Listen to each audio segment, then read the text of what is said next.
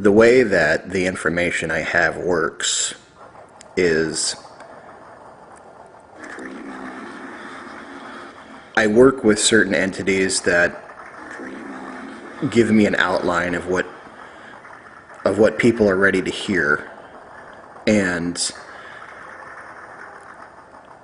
I don't release information until I get the go-ahead. And I've been waiting to release this, and it finally happened. And I want you all to really, really, really consider what I'm about to tell you. I got asked in the time of my absence away from this to speak to a small Christian congregation. Now, the pastor knows that I am a magician. He knows I am pagan to the core.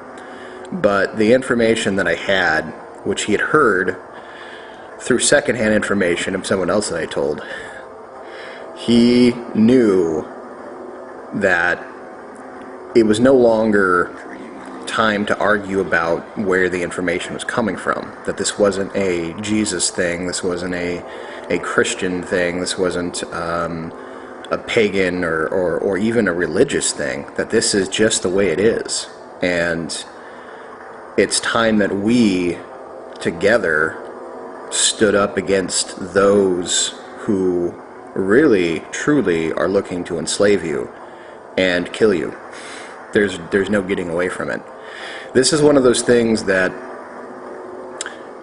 no one is somehow immune unless they are part of the Illuminati, and then even the most high levels of the Illuminati. It is the equivalent to anything organic in this world needing air. You simply require it. And there's no special thing that has made you not a receptor of the Faustian Pact. You are simply a part of it until you choose not to be. That is the most insidious thing about this, is that your silence is the consent, and your ignorance of it keeps you from ever saying no.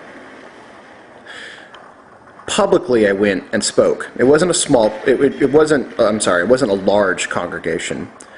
And it was difficult for about the first 10 minutes because I kept having people scream Jesus at me and point like they were shooting Jesus rays. I don't know what you guys do. Really, it wasn't until I got into it that they all kind of shut up, sat down, and realized the depth, the gravity of the situation. And then, with their hearts and minds made up to be free, when they awoke into their higher purpose, I could see this small spark, and they said, wow, I'm not waiting for Jesus, I'm becoming. And I said, there it is. Now you see. So, changing hearts and minds, one little church at a time. I'm going to talk today about the mark of the beast. I hear a lot of people go, ooh, finally. The mark of the beast is not at all what you think it is. You're not waiting for the mark of the beast. No, you already have it. It was given to you and you didn't even know it. It's not on you. It's not a chip. Although it could very well day one, be. It's definitely linked to that. There's not going to be hordes of government officials and military personnel walking around forcing tattoos on you. It's already on you. It's already in. That's why the Bible, which being a horrible representation of Kabbalic symbolism, talks about it's either on your forehead or in your hand. Truth is, it's both. Let me explain. When the Faustian Pact was first created, well, I shouldn't say first time because it's been done many times. The last time, the current Faustian Pact, a giant egregore was made, not only of this country, but of the entire world. There's a giant world egregore, a astral entity that's not Gaia, although a lot of, well, I shouldn't say it, a lot of, 99% of you who are goddess worshippers, not that there's anything wrong with a goddess, and trust me, we have powerful, beautiful, sexual, liberated, wild women, goddesses, but people who are co-opted into the New Age movement who believe that they're worshiping a Gaia are actually worshiping a giant egregore. What they do to that earth manifests down to this earth. What they do to that egregore country that we believe is our U.S. sovereignty, which is not, is what happens to this country. So, seeing that there's a global egregore and different country egregores, you all now must know that you yourself have an egregore made of you. So when you wake up sometimes, some of those dark beings over you aren't necessarily just other entities. It's your own egregore that depends upon you staying asleep so that it can stay in consciousness, so that it can still be alive. Do you get it now? This is why it's so furious at you when you wake up. This is information that I've not given out yet, because you weren't ready to hear it. Now you are. Those dark entities, one of them is going to be your own egregore. And guess what? It hates you, because it knows its life depends on how long you stay asleep. Think about that. Now also understand that the mark of the beast is your social security number. Have you ever done your numerology on your social security number? I invite you to. What you'll find is very interesting. You have already been marked. It is already in your egregore. It is in the forehead of your egregore, meaning the mind, the psychic link between you and your egregore. And it is in your hand.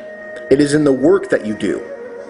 Your physical body, by this corrupted, awful, scum-fueled, venom-filled snake pit called the Illuminati and their reptilian masters, have decided that your physical flesh has an intrinsic value. That they have put a monetary system, which is their form of money, which is a form of money, over. And they use you, your egregore country uses you as collateral to borrow against. They've already decided how much you're worth. It's interesting that the group that worships the black sun, which is a gigantic universal drain, sucks the life from everything, uses debt or emptiness or the negative as their form of creating money. It's a religion, a full-on, absolute religion. And your egregore is a follower of it, even though you don't know. That is what's going on here. I dreamed, well, I shouldn't say dreamed, I had an astral experience. No, I shouldn't experience either. I had the astral projection where, I'm not sure I said that right. Oh well. Anyways, years ago, there was another Wiccan priest that really didn't like me, and I called him out on a lot of his bullshit, and I called him out on a lot of things that he was doing.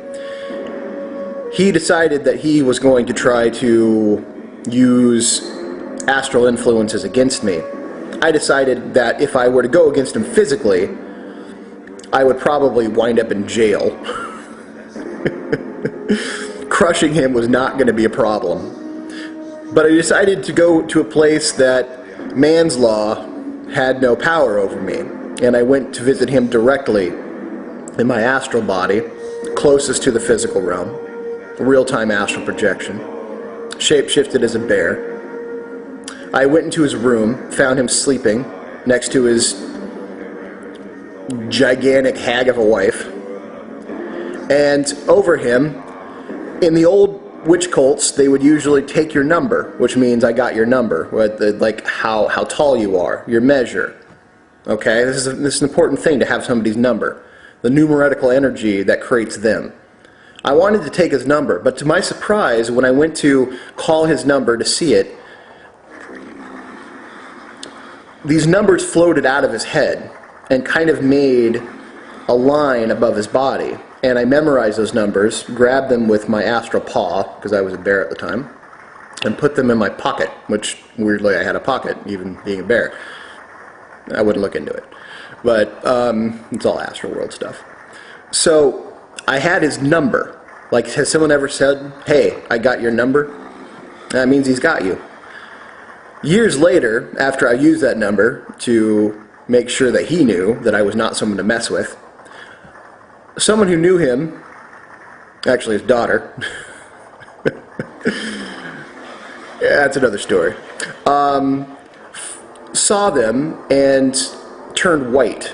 And she realized that those numbers made up his Social Security number.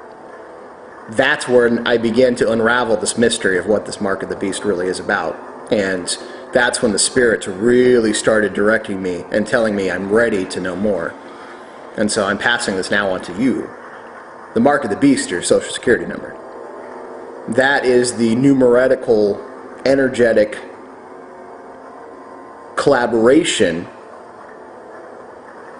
of the egregore that they created, that they control you from. When you get a bill in the mail, because it's a corporate bill, because it's all a corporate fiction, you are not getting billed. Your egregore is getting billed. What they are hoping, and what 99% of the world does, because that's what they've been taught and they don't know any better, is they accept the actions of the egregore. They accept responsibility for that egregore. So when they hit you with fees and taxes, and they come at you with regulation and corporate law here in America, what they're really saying is, we are holding this against your egregore. And if you do something, your egregore also does it, because it's linked to you, although it does have abilities that you don't have. It can move and act in ways that you don't know it can. But because they can link their corporate fiction to your corporate fiction, you unknowingly assume responsibility for your egregore. And then you, the physical you, get punished for something that isn't you, for something that they have no intrinsic right whatsoever to punish you for, to get you. But it's very much, you see, the voodoo doll didn't come from Haiti. In fact, it's a misnomer. The voodoo doll, or the puppet, actually comes from Europe, European witchcraft, where unfortunately most of this Illuminati sickness stems from, currently. It's all European based. The Anglo-Saxon conspiracy. Unfortunately, I carry that blood, that Anglo-Saxon blood. And so it hits me harder than I think most people understand. That's my people doing this. It needs to end. You need to realize that the Mark of the Beast is already on you. You already have it. If you have a Social Security number, guess what? You have the mark. It's time to begin to unravel and take that mark away, or use it against them. Because if it is your egregore, it is something that you now can control. You can use it against them, but you must first understand the Social Security number links it to you. You must begin to do the numerology on your Social Security number to have power over this egregore. I want you to think about this and really get it in your head that this is something that you need to begin looking at. You will begin to see how many other ways you've been co-opted in the Faustian Pact. In a while, I'll release how to work with your own personal egregore that you didn't create. You will be amazed the damage you can do with it. I don't tell this to frighten you. I tell this to awaken you, to strengthen you, and eventually topple the sickness that is the Illuminati.